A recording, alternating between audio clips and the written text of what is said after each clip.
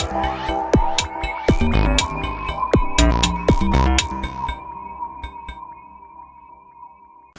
Students, circle की theory को फिर से कंटिन्यू करते हैं आगे। अभी तक हम लोगों ने जो भी हेडिंग पढ़ी थी, अब उसके बाद से अभी तो हम लोगों ने जनरल इक्वेशन पढ़ी, इस पे और डिफरेंट फॉर्म्स पढ़ी, डायमीटर फॉर्म पढ़ ली और उसके पैरामेट्रिक फॉर्म पढ़ लिया है। अब आगे इंटरसेप्ट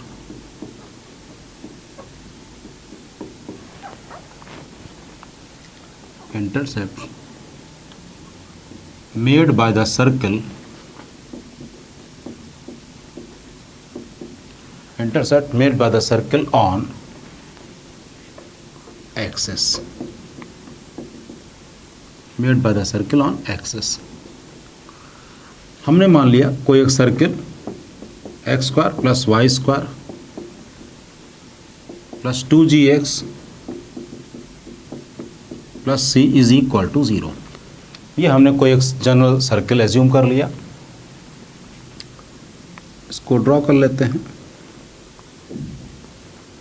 पहले हम ऑन एक्सेस लिखा है तो पहले ऑन एक्स एक्सेस कर लेते हैं। एक्स एक्सेस पर ये सर्किल जहाँ पे भी इंटरसेप्ट होगा, जहाँ पे भी ये इंटरसेप्ट करेगा, ये सर्किल एक्स एक्सेस पर जिस जगह पे भी इंटरसेक्ट करेगा, ये मान लिया ए पॉइंट ए है, दूसरा पॉइंट ये बी है, ये ए और बी पर खास बात यह है कि वहाँ पर y ज़ीरो होगा, वहाँ पर y ज़ीरो होगा। मान लिया इस पॉइंट को x1, 0 और दूसरे वाले पॉइंट को मान लिया x1, 0 और इसको मान लिया x2, 0। तो इसका मतलब ये लेंथ आ जाएगी हमारी mod of x2 minus x1, mod of x2 minus x1, क्योंकि सर्किल पता नहीं इधर हो, सर्किल इधर भी हो सकता है, कहीं पे भी हो सकता है, तो mod of x2 minus x1 लिख दिया। अब एट ए एंड बी होगा क्या कि y ज़ीरो होगा। y अगर हम ज़ीरो पुट करेंगे तो क्या होगा, x square plus 2gx plus C is equal to 0। ये आ गया। तो यहाँ से सम ऑफ रूट्स, इसमें x में क्वाड्रेटिक मिला यानी कि x की 2 वैल्यू होंगी, तो sum of roots minus 2g और product of roots means x1 dot x2 is equal to c। ये आ गया। अब x2 माइनस x1 जो इंटरसेप्ट है, x2 माइनस इंटरसेप्ट है mod of x2 minus x1 is equal to, we can write x2 plus x1 whole square minus 4x1 x2 is equal to under root x1 plus x2 whole square का मतलब 4g square minus 4c यानी कि 2 under root g square minus c। ये आ गया intercept A B. अब आगे की कहानी, अब इसके बाद की ही कहानी बहुत इंटरेस्टिंग है। वो इंटरेस्टिंग कहानी ये है कि if g square minus c is greater than 0 then circle intersect x axis। B, if g square minus c is equal to 0 है, then circle, अगर g square minus c is equal to 0 है यानी कि अब यहाँ पर तो कोई इंटरसेप्ट हो ही नहीं रहा है, इसका मतलब ये लाइन, ये जो x axis है that will be tangent, that will be the tangent। then circle touches x axis। और c पार्ट, अगर g स्क्वायर माइनस सी लेस देन 0 है, g स्क्वायर माइनस सी लेस देन 0 का मतलब ये नहीं होगा कि सर्किल इमेजिनरी हो जाएगा, क्योंकि ए बी अगर नेगेटिव हो जाएगा, मतलब यहाँ पर ए बी की वैल्यू इमेजिनरी हो जाए, डजंट मीन्स कि सर्किल इमेजिनरी हो गया। मतलब ये हुआ सर्कल neither cut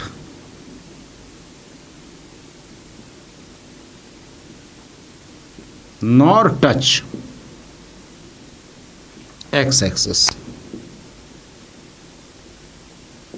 सेम ऐसे ही हम लोग y एक्सिस के लिए भी कर लेंगे, उसमें हम थोड़ा सा कम समय लेते हैं। On y axis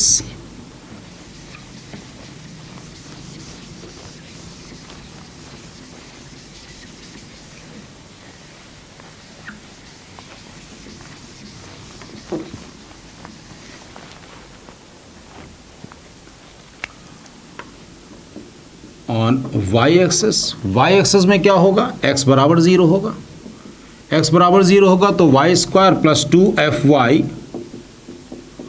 plus C is equal to 0, तो sum of roots minus B Y है और product of roots C Y है, तो mod of y2 minus y1 is equal to under root y1 plus y2 whole square means 4f square minus 4c means 2 under root f square minus c। Now same first part कि f square minus c greater than 0, circle intersect y axis. Second F square minus C is equal to 0, then हम बोलेंगे y axis will behave like a tangent, will be a tangent and if f square minus c less than 0 then circle neither cut nor touch y axis, neither cut nor cut y axis।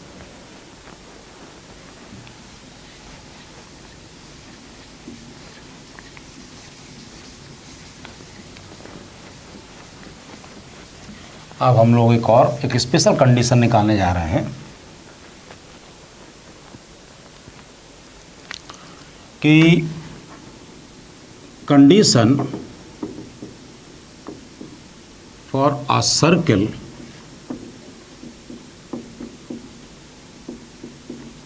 passes through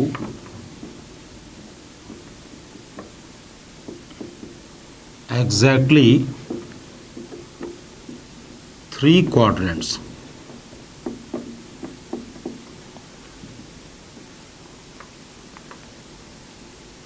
circle exactly तीनों quadrant से पास हो, 3 quadrant से पास हो, इसके लिए condition क्या होगी,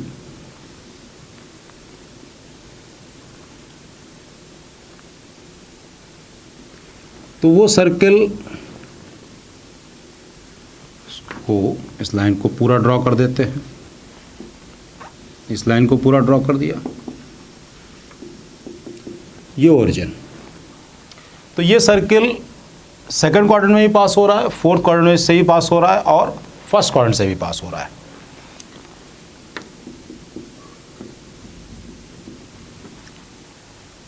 एक और सर्किल बनाते हैं, एक और सर्किल बनाते हैं, तो ये ऐसे हो गया और ये ऐसे, ये ओरिजिन है। अब ये circle second quadrant, first quadrant और थर्ड क्वाड्रेंट तीनों से पास हो रहा है। सर्किल की इक्वेशन हमने वही एज्यूम करी, general equation X square plus Y square plus 2gx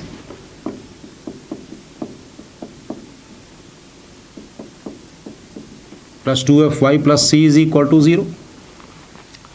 तो इस केस में जो इसकी रेडियस है, ये तो सेंटर हो गए कोऑर्डिनेट्स माइनस जी माइनस एफ, ये हो गए माइनस जी माइनस एफ।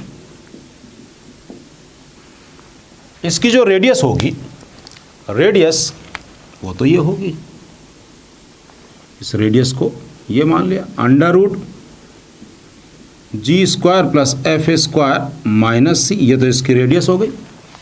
इस केस में यही ही इसकी रेडियस हो जाएगी, लेकिन दोनों ही केसेस में ये जो लेंथ है c मान लें, ये लेंथ है under root G square plus F square. तो पहली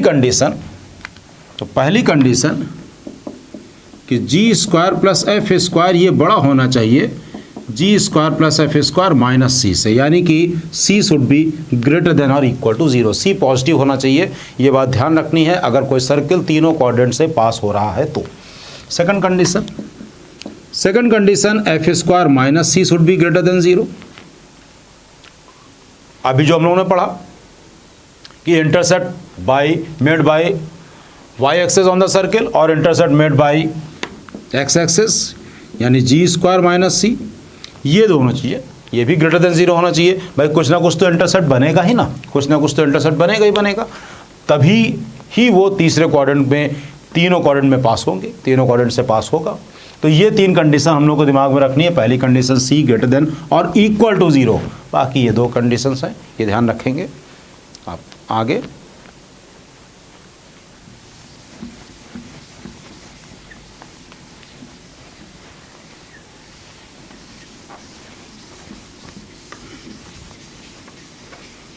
अब आगे टेंजेंट्स। टेंजेंट्स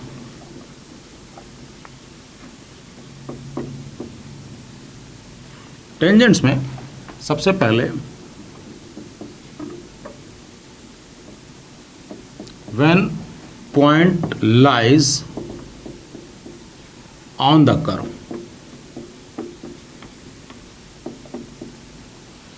जब पॉइंट कर्व पर लाई करे। स्टूडेंट्स अब यहाँ पर ध्यान से देखना है, यहाँ पर ध्यान से समझेंगे। जो चीज़ इसमें कर लेंगे वही फिर आगे सर्कल में जो भी करेंगे वही चीज़ पैराबोला, एलिप्स और हाइपरबोला भी करेंगे। हमने एज्यूम किया circle X square plus Y square is equal to A square, और वो पॉइंट ले लिया जहाँ से हम सर्किल ड्रॉ कर रहे हैं, जहाँ से हम टेंजेंट ड्रॉ कर रहे हैं, सॉरी, वो पॉइंट हमने ले लिया x1 y1। हमने लिखा है कि point lies on the curve, अगर पॉइंट कर्व पर लाई करेगा तो मानी बात है कि ये पॉइंट इसको सेटिस्फाई करेगा। ये point x1 square plus y1 square is equal to A square, ये हम लोग वी कैन राइट। हमने इसको कर दिया डिफ्रेंशिएट, एक्स स्क्वायर को डिफ्रेंशिएट किया तो 2x प्लस 2y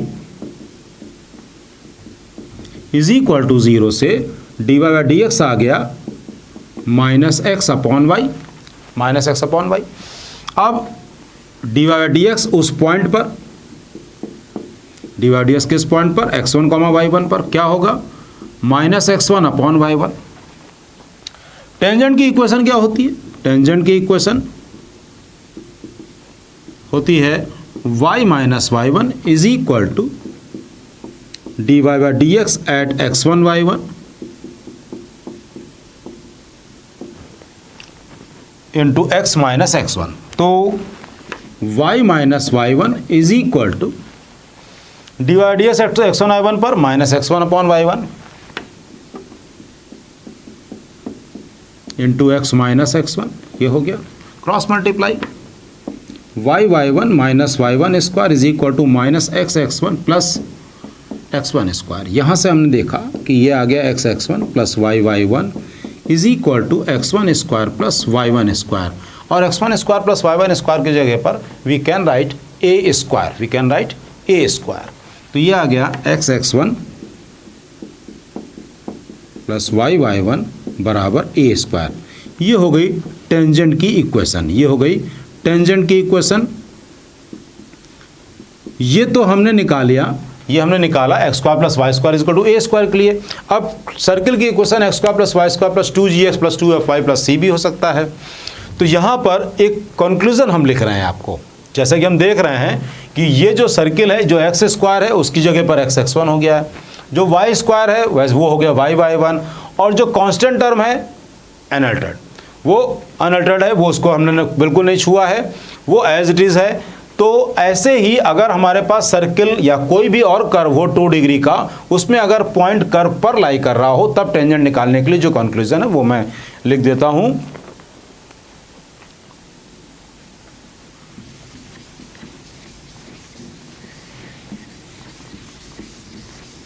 बस ये बात का ध्यान रखेंगे कि वो पॉइंट जो होगा वो कर्व पर होना चाहिए, वो पॉइंट कर्व पर होना चाहिए। Then if point lies, if point x1 y1 lies on curve, then to get tangent हमने यहां लिखा रिप्लेस और यहां लिखा बाई, मतलब कर्व में जहाँ पे एक्स स्क्वायर हो उसको आप रिप्लेस कर दें x1 से, जहाँ वाई स्क्वायर हो वहाँ पर y1 से, जहाँ केवल x हो वहाँ पर half times x plus x1 से रिप्लेस कर दें। जहाँ पर केवल y हो वहाँ पे half times y plus y1 से रिप्लेस कर दे। और अगर कहीं पर x और y है, वो सर्किल नहीं होगा, इट्स ओके, वो सर्किल नहीं होगा, वो पैराबोला, एलिप्स, हाइपरबोला कोई और हो सकता है। तो उस केस में half times xy1 plus x1y और कांस्टेंट टर्म, कांस्टेंट अगर है तो वो टर्म एज इट इज रहेगा, उसको कुछ भी नहीं करेंगे, उसको एज इट इज रखेंगे। मतलब एक example, find equation of tangent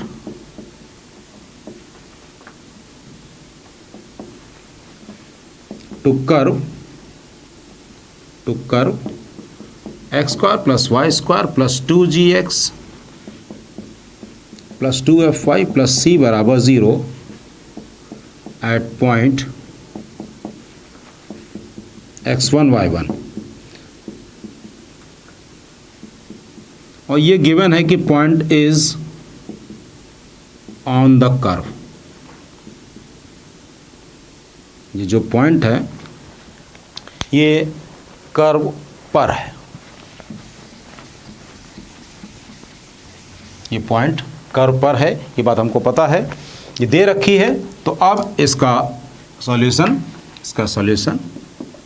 x square की जगह x1, वाई स्क्वायर की जगह y1, फिर 2g को ऐसे रखा, x की जगह पर half times x plus x1 plus 2f, फिर half times y plus y1 plus c बराबर 0। तो यहाँ x कॉमन, तो x1 plus g plus y common, y1 plus f plus gx1 plus fy1 plus c is equal to 0। ये हो गई tangent की equation from point x1 y1। Condition is point x1 y1 is on the curve. अब A में ये तो हमने x1 y1 point से निकाला, पैरामेट्रिक फॉर्म में भी टेंजेंट की इक्वेशन।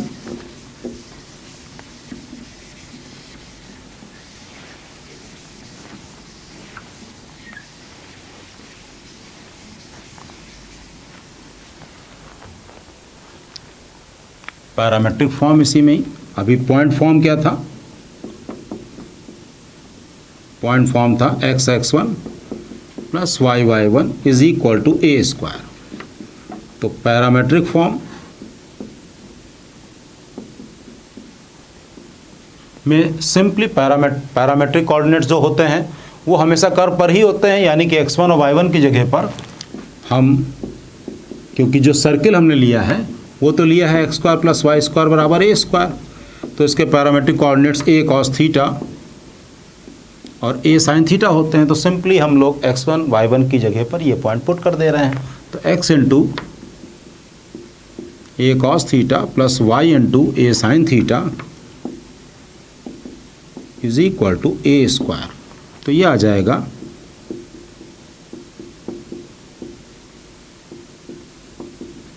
इज इक्वल टू ए। ये हमने टेंजेंट की इक्वेशन निकाल ली। अब इसका बी पार्ट,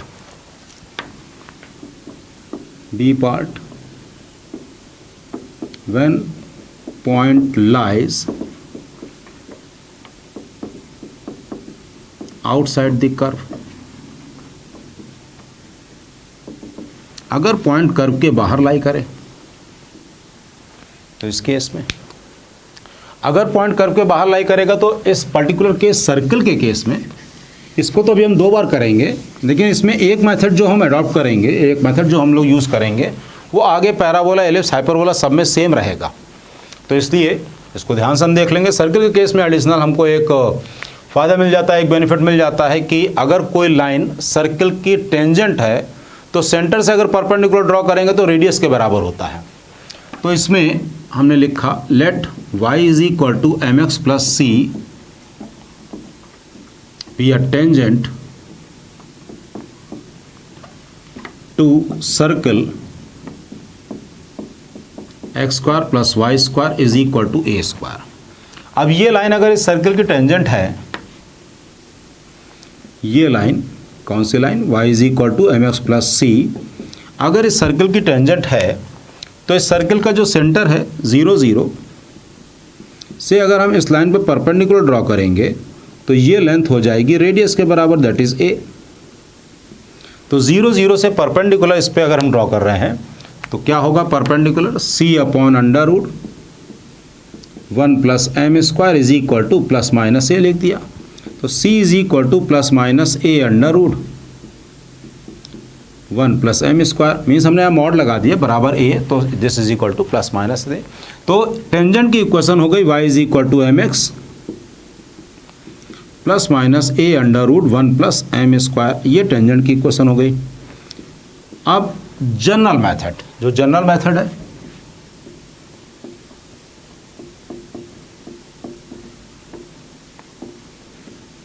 ये जनरल मेथड हम लोग पैराबोला में भी लगाएंगे, एलिप्स, हाइपरबोला, सब जगह लगाएंगे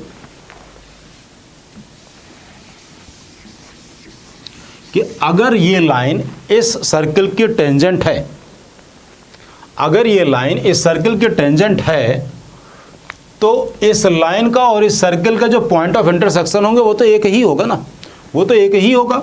क्यों? क्योंकि कोई भी लाइन सर्कल की टेंजेंट या किसी भी कर्व की टेंजेंट तभी होगी जबकि वो एक जगह पर कट करे, एक जगह पर टच करे। अगर दो जगह कट करेगी तब तो कॉर्ड हो जाएगी ना। तो जनरल मेथड, y की जगह पर mx प्लस सी इसमें पुट कर दें, y की जगह mx प्लस सी इसमें पुट कर दिया तो ये आ गया एक्स स्क्वायर प्लस इतना x square common 1 plus M square, फिर ये आ गया 2mxc plus c square minus A square is equal to 0। अब ये आ गया है एक्स में एक क्वाड्रेटिक, एक्स में क्वाड्रेटिक आ गया और हमको पता है कि ये लाइन इसकी टेंजेंट है और ये टेंजेंट है तो एक्स की केवल एक ही वैल्यू मिलनी चाहिए। और बात क्लियर है आपको कि कोई भी क्वाड्रेटिक अगर एक वैल्यू देगी तो इसका मतलब कि इसका डिस्क्रिमिनेंट 0 होना चाहिए, परफेक्ट स्क्वायर होना चाहिए इसको। तो इसका डिस्क्रिमिनेंट 0 के बराबर, तो बी स्क्वायर का मतलब 4m square C square is equal to 4 times 1 plus M square और फिर सी स्क्वायर माइनस ए स्क्वायर, 4 4 कैंसिल, इसको सिंप्लीफाई करते हैं, फिर ये आ गया सी स्क्वायर माइनस ए square plus M square C square minus ए square M square, M square C square cancel out, M square C square cancel हो गया। अब C square is equal to A square 1 plus M square, तो यहाँ से C की value आ गई plus minus ए under root 1 plus M square. तो सी की यही वैल्यू हम लोगों ने इससे पहले भी निकाल ली थी। तो टेंजेंट की equation again we have y is equal to M x plus minus A under root 1 plus M square, ये हमारी टेंजेंट की इक्वेशन आ गई सेम। तो ये प्रोसीजर हमको याद रखना है, ये प्रोसीजर हम आगे भी निकालेंगे, हर जगह पे करेंगे। अब ये हमने निकाला है जब ये टेंजेंट की इक्वेशन आई जबकि पॉइंट कर्व के बाहर हो। अगर पॉइंट कर्व के बाहर होगा सर्कल के तो हम लोग कितनी टेंजेंट ड्रॉ कर सकते हैं? अगर कोई पॉइंट सर्कल के बाहर अगर होगा तो हम लोग 2 टेंजेंट ड्रॉ कर सकते हैं।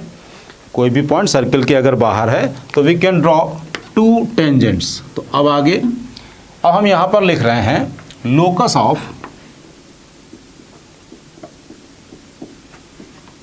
Intersection of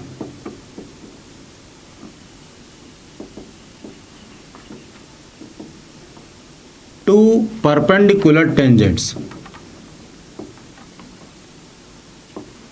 locus of intersection of 2 perpendicular tangents.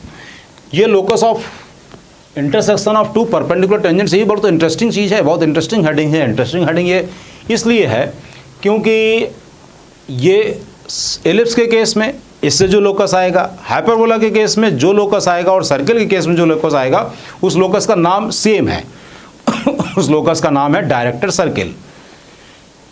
Hyperbola हो चाहे एलिप्स हो चाहे सर्किल हो, ये तीनों के तीनों ओरिजिन के अबाउट सिमेट्रिक होते हैं, मतलब एक्स एक्सेस वाई एक्सेस दोनों के अबाउट सिमेट्रिक होते हैं तो इसीलिए इसमें हमको सर्किल मिलता है। क्यों? क्योंकि चारों तरफ ऐसा पॉइंट मिल जाएंगे जहां से आप टेंजेंट ड्रॉ करेंगे तो उनके बीच का एंगल 90 होगा। पैराबोला के केस में ये चीज़ नहीं होती है। पैराबोला के केस में, क्योंकि पैराबोला केवल एक्स एक्सेस के अबाउट सिमेट्रिक होगा या वाई एक्सेस के अबाउट हो सिमेट्रिक होगा या अपनी एक्सेस के अबाउट सिमेट्रिक होगा, तो उस केस में सेम यही चीज़ डायरेक्ट्रिक्स दिखती है। इसमें हमें सेम यही चीज़ डायरेक्ट्रिक्स मिलती है। तो डायरेक्ट्रिक्स का नाम इसी डायरेक्टर सर्कल से ही पड़ा है। तो locus of intersection of two perpendicular tangents, यहाँ पर ये आ गया डायरेक्टर सर्किल। तो कोई एक सर्किल हम ड्रॉ कर लें।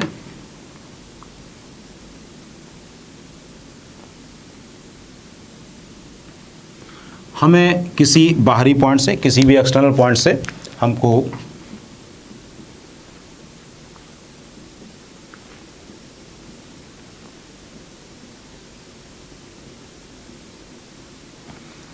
ये इसका स्लोप m1 मान लिया, इसका स्लोप m2 मान लिया। ये एंगल के बारे में कह रहा है कि ये 90 डिग्री है।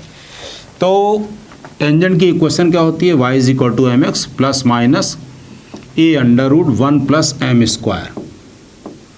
ये जो सर्किल है, इस सर्किल की इक्वेशन है x square plus Y square is equal to A square. X square plus Y square is equal to A square.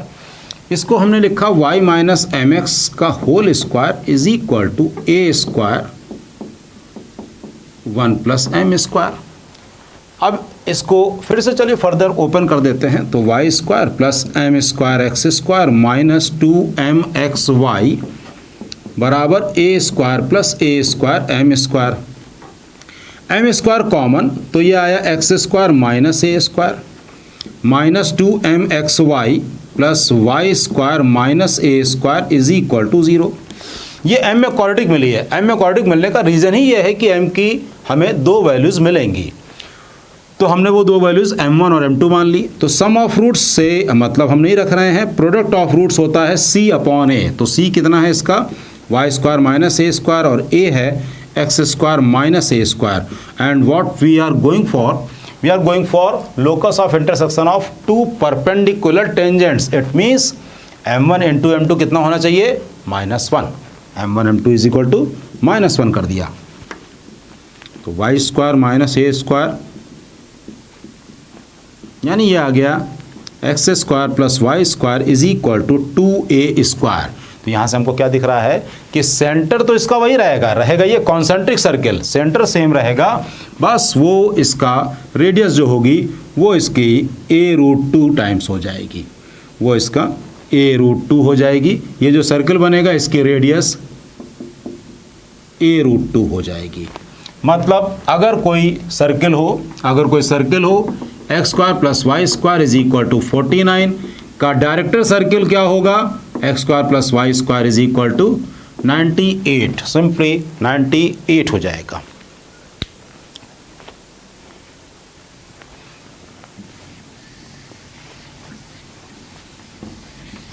अब टेंजेंट का मामला पूरा तरह से फिनिश हो गया है। अब आते हैं नॉर्मल पे। नॉर्मल के बारे में जनरली जो स्टूडेंट कहता है कि any line which is perpendicular to tangent is known as normal, तो दैट इज़ रॉन्ग। अगर हम कहें कि any line perpendicular to tangent is normal, तो ये रॉन्ग है।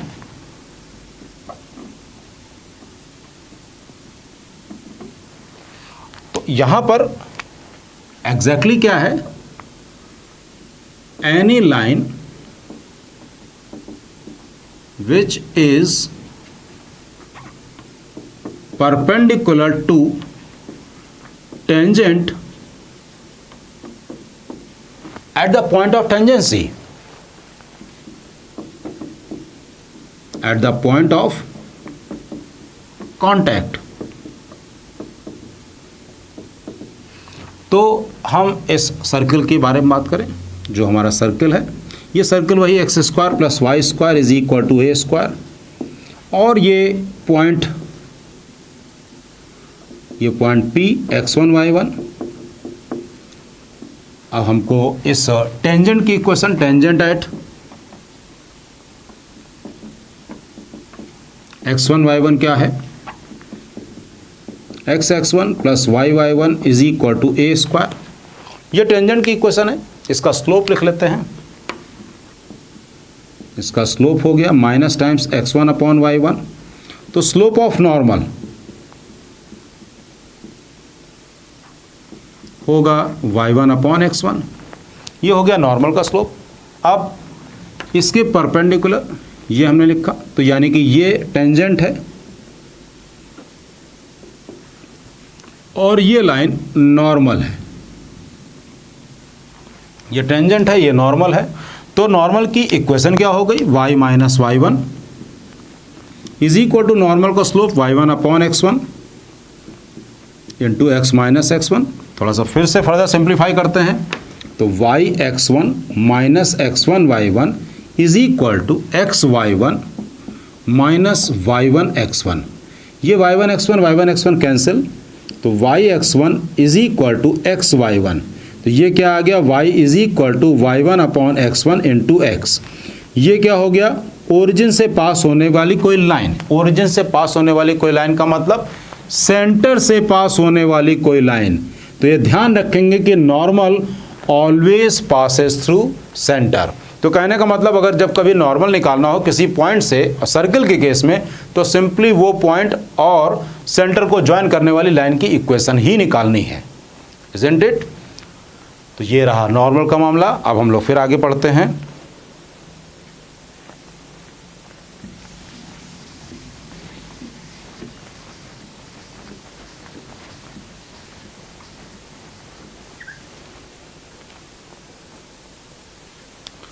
अब हम लोग number of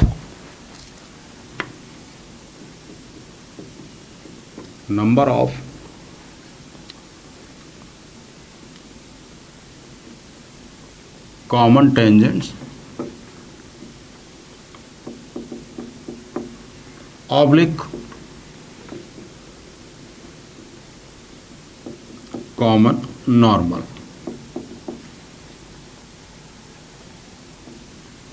oblique common normal.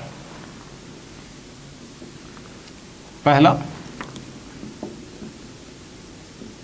when two external circles are given,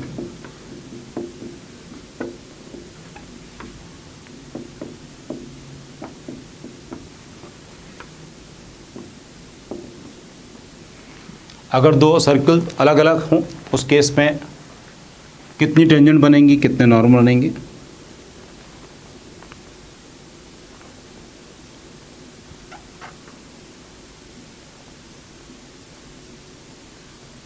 तो इजीली पता चल सकता है।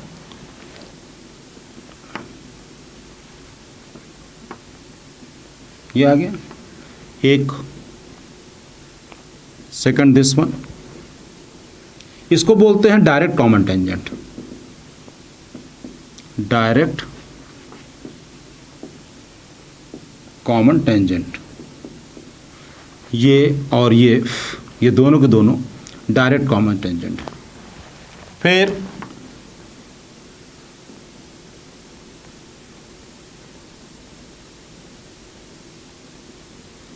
एक ये हो गई, दूसरा ये दोनों टेंजेंट कहलाती हैं transverse.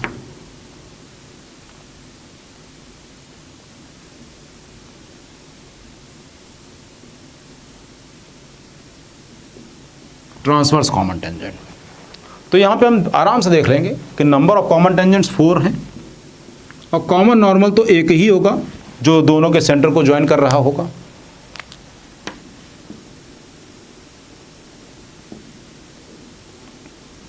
Common tangents 4, common normal 1।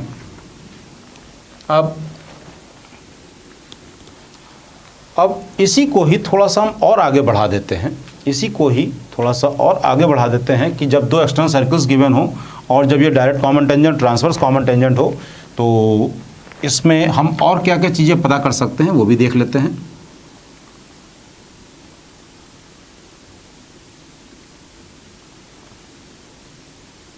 ये कोई सर्कल हमने बनाया और कोई छोटा सा सर्कल बना लेते हैं।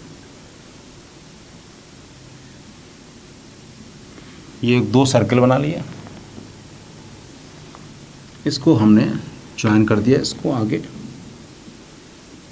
ये लाइन, ये ए मान लिया,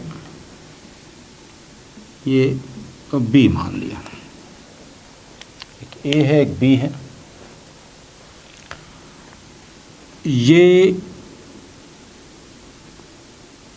इसकी ट्रांसवर्स कॉमन टेंजेंट, ये इसकी ट्रांसवर्स कॉमन टेंजेंट, जो कि मान लिया कि ये पी पॉइंट पर और ये क्यू पॉइंट पर टच कर रही है। ए को पी से ज्वाइन कर दिया, बी को क्यू से ज्वाइन कर दिया, ए पी और बी क्यू ये आपस में पैरेलल होंगे। ये पॉइंट हमने ले लिया आर, ये पॉइंट आर ले लिया, ये 90 डिग्री, ये भी 90 डिग्री, ये रेडियस R1 मान ले रहे हैं, इसको R2 मान ले रहे हैं।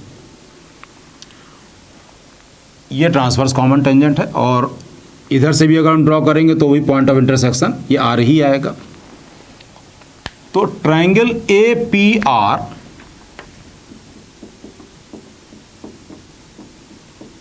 और ट्रायंगल आर बी क्यू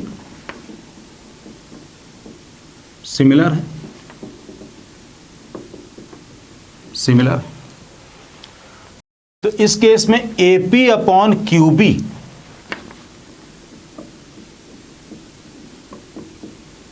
बराबर A R upon R B is equal to A P का मतलब R1, ये R2। तो यहां पर हम लिखेंगे पॉइंट R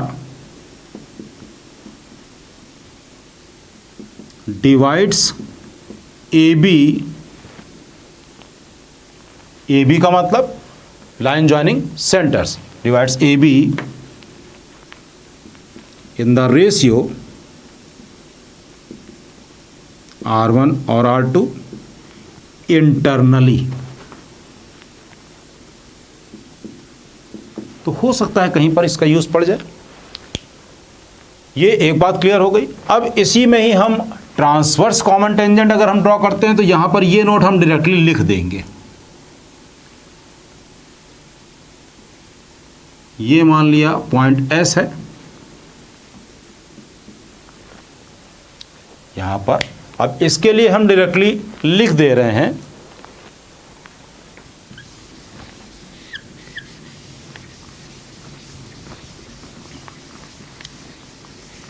कि अगर हम ये इस केस में ये तो थी ट्रांसवर्स कॉमन टेंजेंट,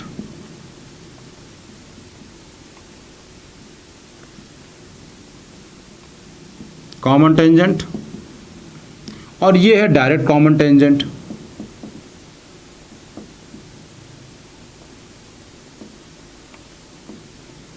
और आर पॉइंट क्या है? ट्रांसवर्स कॉमन टेंजेंट का इंटरसेक्शन पॉइंट। और आर क्या है? ये एस क्या है? ये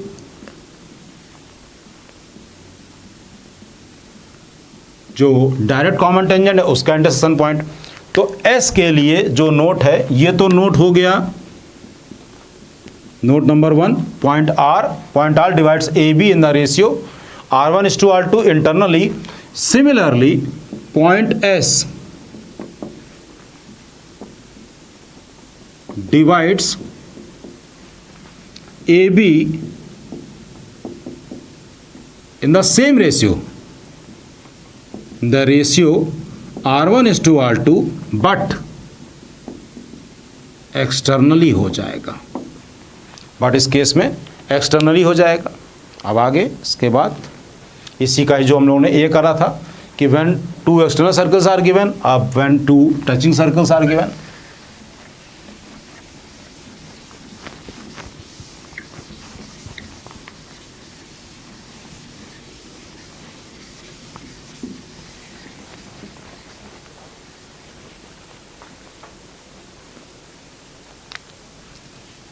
अब be when two touching circles are given, तो पहला एक्सटर्नली कर ले,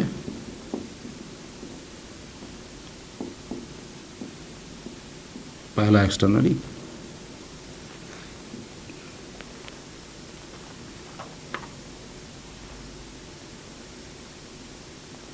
अब इस केस में जो कॉमन टेंजेंट्स की बात करें तो एक ऊपर से ये वाली बन जाएगी, एक ये बन जाएगी और एक ये आ जाएगी। नॉर्मल तो वही रहेगा, एक ही। तो number of common tangents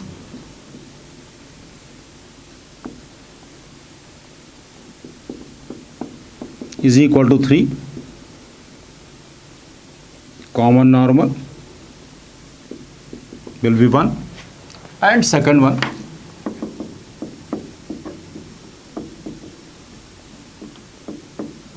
internally अगर हो,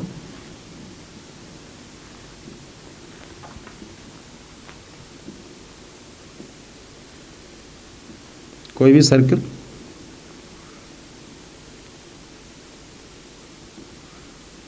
कॉमन नॉर्मल वही एक, लेकिन इस केस में कॉमन टेंजेंट जो होगी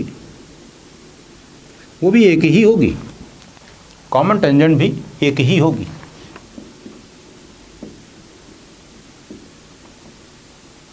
कॉमन टेंजेंट 1,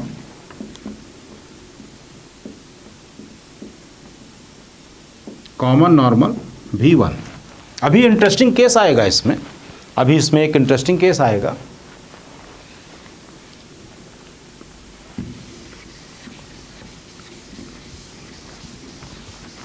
अब ये बी पार्ट था, अब C part.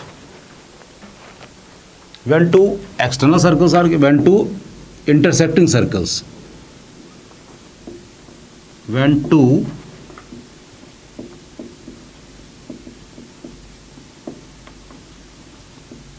intersecting circles are given,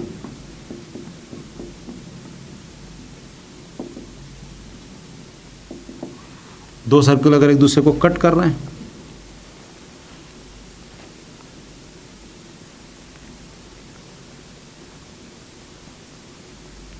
तो इस केस में जो कॉमन टेंजेंट होंगी,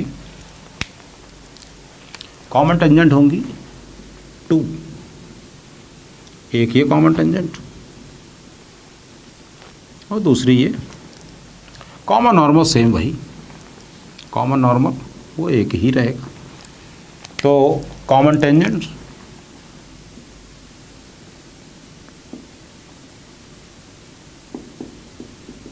टू, कॉमन नॉर्मल 1। अब लास्ट एंड सबसे ज़्यादा interesting circle, interesting case, when two concentric circles are given, D, when two concentric circles are given, अगर दो concentric circles दे रखे हैं इस केस में,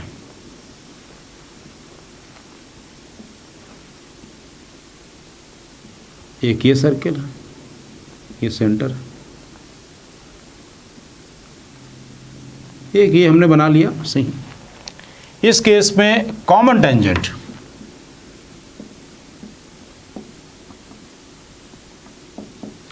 zero, but common normal, common normal, that is the interesting thing, is all these lines are common normal, so that will be infinite, common normal इसमें infinite होंगे।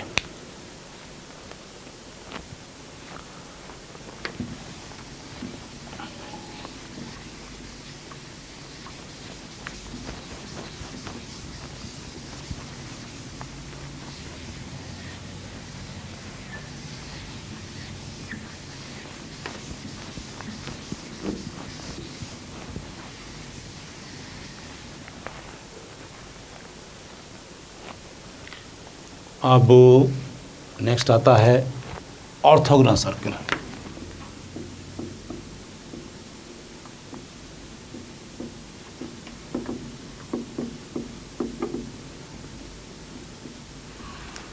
अब यहाँ पे ऑर्थोगोनल सर्कल के लिए भी कुछ इंटरेस्टिंग बात हम लोग ये, अगर हम ये कहें कि इफ़ टू कर्व्स, पहली बात तो ये कि ऑर्थोगोनल कर्व क्या होता है। If two curves intersect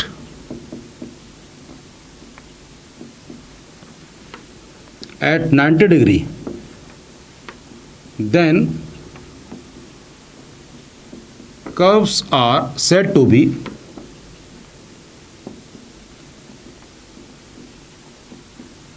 orthogonal curves। अब यहाँ पर हम आप लोगों को एक एग्जांपल देते हैं।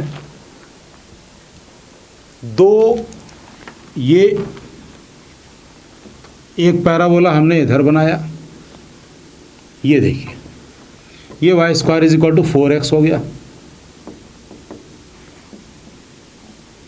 और एक पैराबोला हमने ये बनाया, ये हो गया x square is equal to 4y। तो देखिए कहाँ कहाँ पर स्टूडेंट गड़बड़ी कर सकता है।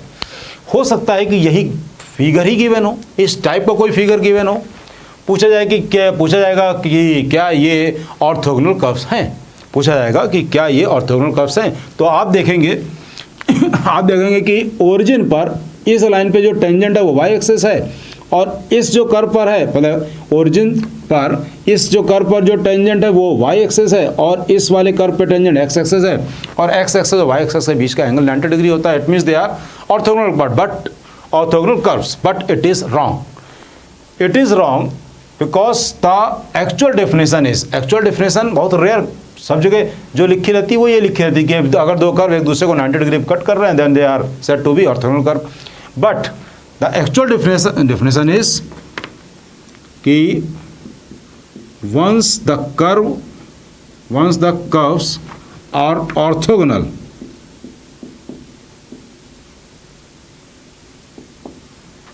they must intersect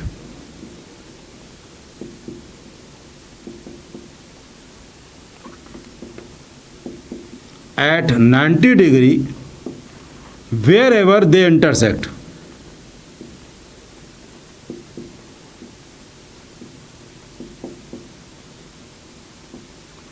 मतलब कहने का यहाँ पे भी तो कट कर रहा है, लेकिन इस पॉइंट पर यहाँ पर ये 90 डिग्री नहीं है। अगर हम यहाँ पे एंगल देखेंगे तो इट इज़ नॉट 90 डिग्री, ये 90 डिग्री नहीं है।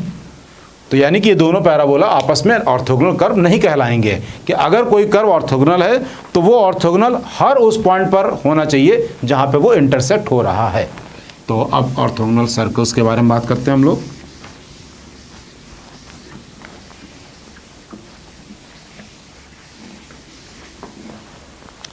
ऑर्थोगोनल सर्कल्स, दो सर्किल एज्यूम कर ले रहे हैं।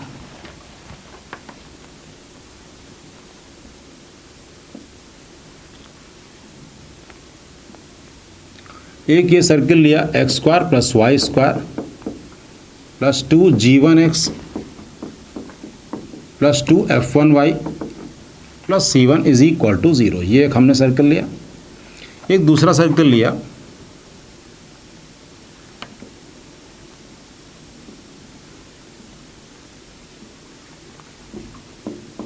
X square plus Y square plus 2g2x plus 2f2y plus c2 is equal to 0। ये a हो गया -g1 माइनस f1। अब यहाँ पे ध्यान रखिएगा, हमने centre already -g1 minus f1 ले लिया है, यानी कंडीशन जो निकालेंगे उसमें हम डायरेक्टली g और f रिप्लेस करेंगे। अब हम सेंटर की तरह से कि ये प्लस है तो -g नहीं रखेंगे, ये b हो गया -g2 माइनस f2। ये एंगल 90 डिग्री है, ये p मान लें। ये R1, ये R2। अब R1 क्या है? R1 है under root G1 square plus F1 square minus C1, और R2 है माइनस C2। पाइथागोरस लगा देते हैं, पाइथागोरस लगा देंगे तो AP square plus PB square is equal to AB square. AP square plus PB square is equal to AB square. तो AP square means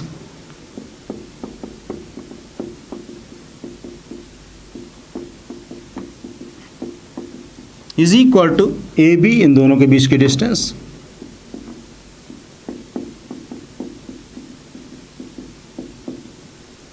यह आ गया। सिंप्लीफाई करेंगे तो G1 square G2 square cancel हो जाएगा, F1 स्क्वायर F2 स्क्वायर भी cancel हो जाएगा। तो जो बचा वो बचा minus C1 minus C2 is equal to minus 2G1 G2 minus 2 F1 F2, यानी कि कंडीशन हो गई 2G1 G2 plus 2 F1 F2 is equal to C1 plus C2 is equal to C1 plus C2। ये condition हो गई। यहाँ पे ध्यान रखेंगे कि जब हम लोग G1 वगैरह लेंगे तो जो भी साइन यहाँ पर चल रहा है, अगर यहाँ पे माइनस 8x है तो G की जगह पर माइनस 4 ले लेंगे। अब वहाँ पे फिर से माइनस नहीं लगाएंगे क्योंकि ऑलरेडी माइनस लेकर ही हमने ये कंडीशन इम्पोज करी है। Next, length of tangent. अब इसके बाद हम लोग पढ़ेंगे length of tangent circle. As such ये काफ़ी बड़ा टॉपिक है, इसमें काफ़ी सारी चीज़ें हैं पढ़ने के लिए, और हमारे हमेशा मानना है कि मैं जब भी कोई थ्योरी कराता हूँ तो एक भी चीज़ छोड़ता नहीं हूँ। तो अब बात आती है length of tangent. Length of tangent,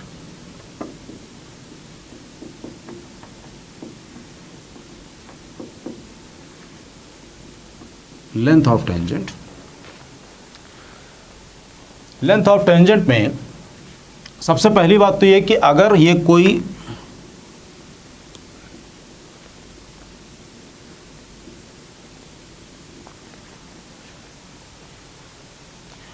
circle दे रखा है और पॉइंट अगर यहां पर है, पॉइंट अगर यहां पर है, तो जो टेंजेंट होगी उसकी लेंथ तो इन्फिनिटी होगी। ये सर्किल कोई भी अज्यूम कर लें, x square plus Y square is equal to A square, और ये पॉइंट अगर यहाँ पर होगा तो अब अगर टेंजेंट ड्रॉ करेंगे तो उसकी तो लेंथ इन्फिनिटी हो जाएगी। तो ये बात ध्यान रखिएगा कि लेंथ ऑफ टेंजेंट ये हम लोग तभी बोलते हैं when point lies outside the curve, P point x1 y1। यहाँ से हम टेंजेंट ड्रॉ करेंगे और जिस पॉइंट पर मिलेगा उस पॉइंट तक की लेंथ PQ कहलाएगी लेंथ ऑफ टेंजेंट। PQ कहलाएगी लेंथ ऑफ टेंजेंट। तो PQ है length of tangent.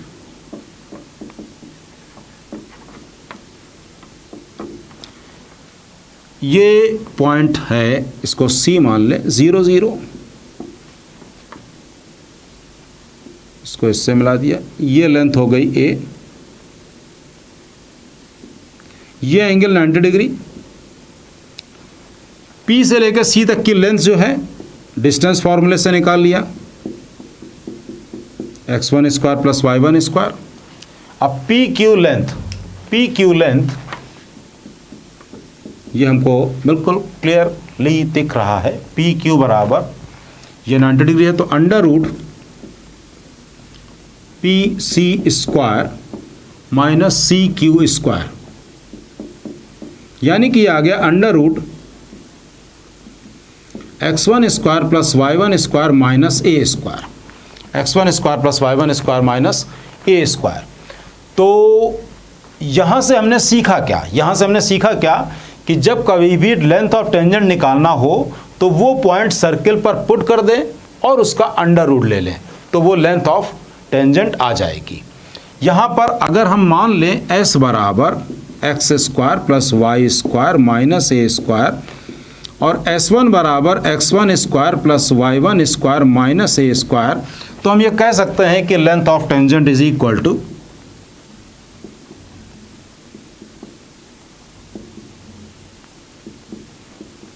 Is equal to under root S1। ये हम लोग कह सकते हैं length of tangent is equal to under root S1। मतलब अगर कभी भी हमको कोई क्वेश्चन हो कि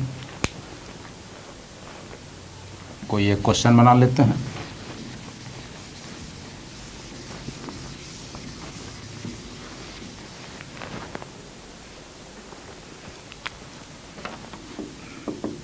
कि फाइंड लेंथ ऑफ टेंजेंट